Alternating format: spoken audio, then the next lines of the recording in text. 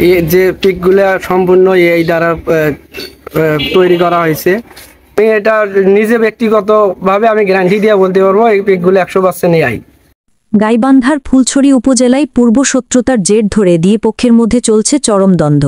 স্থানীয়ভাবে জানা গেছে, ফুলছড়ি উপজেলার গুণভরি বাজারের ডেকোরেটর ব্যবসায়ী মোহাম্মদ লাজু মিয়া ও সৌদি প্রবাসী মনির মিয়ার মধ্যে দীর্ঘদিনের বিরোধ এখন আইনি লড়াইয়ে গড়িয়েছে। এ নিয়ে উভয় পক্ষ থানায় একাধিক মামলা হলেও দুই পরিবারের মধ্যে টানাপোড়েনের কারণে সবচেয়ে বেশি ভুক্তভোগী হচ্ছে দুইটি অবুঝ শিশু। পারিবারিক কলহ ও আইনি জটিলতায় তারা পড়েছে মানসিক কষ্টে। ও আগে থেকেই মামলার সাথে ও লাজু মিয়ার সম্পর্ক। ও 3 বছরকার টাকা ও লাজু মিয়া আত্মসাৎ করছে। মামলার সাথে ওরা দুইজনে ভালোবাসা। ও আমার মা দেখে, আমার বোন দেখে, তাকে বটি নিয়ে মারতে যায়। হ্যাঁ, অরিজিনাল লাজু মিয়ার ছবি ও মামলার ছবি এলা ওটি তারিখ দেওয়াই আছে। আমি কিছু চাই না, ও আমার বাচ্চা, আমি দাবি আমার টাকা এলে ফেরত চাই। ও আমার বাচ্চা দুটো আমি চাই। ওরা বাচ্চা দুটো মানুষ করতে পারবো না, ও লেখাপড়া করতে পারবো না।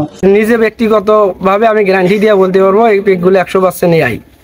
আমার নামে যে বদনামগুলো ছড়াচ্ছে, এই মেয়ের সাথে এমন এক কিছু পিক আমার সাথে তৈরি করতেছে এই আইডিয়া, মানে আমার যেহেতু আমার মান সম্মান কিভাবে যায় সেই চেষ্টা করতেছে। এখন ওনাকে পাঠে দিয়ে যতগুলো টাকার করছে, আমি তো এই টাকায় আজ পর্যন্ত চোখই দেখি নাই। আমার যে সমস্যা এখন এই নাতির লোক খেলেই কি ওই কিভাবে মানুষ করি, আর আমার নামে ফির মামলাও দিয়েছে। স্বামী মনির হোসেনকে আজ থেকে 4 বছর আগে আমার আব্বা বিদেশ পাঠাইছিল সম্পূর্ণ টাকা খরচ করিয়া। তো যাওয়ার পর ওখানে এক মেয়ের পাল্লায় পড়িয়ে ওখানে বিয়ে করছে। বিয়ে করার পর আমাকে আর দেখতে পারে না, আমার খাওয়ানো খরচ সব বন্ধ করে দিছে। বাচ্চা দুটো নিয়ে আমি পরে বাধ্য হয়ে বাবার বাড়িতে আসি।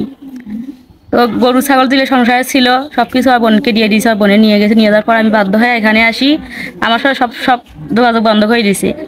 স্থানীয় জনপ্রতিনিধিরা কয়েক দফা বিষয়টি মীমাংসার চেষ্টা করেছেন বলে জানা যায়। এদিকে একাধিক মামলার পর থেকে এলাকায় তৈরি হয়েছে উত্তেজনাপূর্ণ পরিস্থিতি। স্থানীয়রা বলছেন, এই সত্যতা শেষ না হলে পরিস্থিতি আরও জটিল হয়ে উঠতে পারে।